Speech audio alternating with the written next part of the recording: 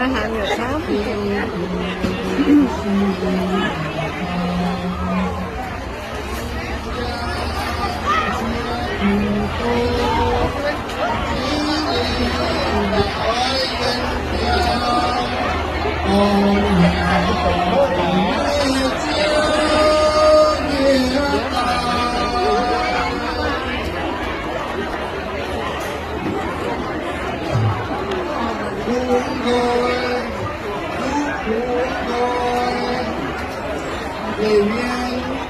con nhiều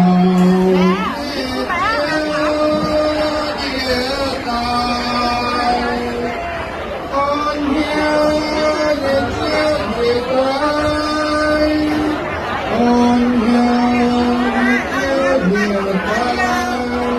ơi yêu việc con hiếu đến việc ơi con hiếu yêu việc ta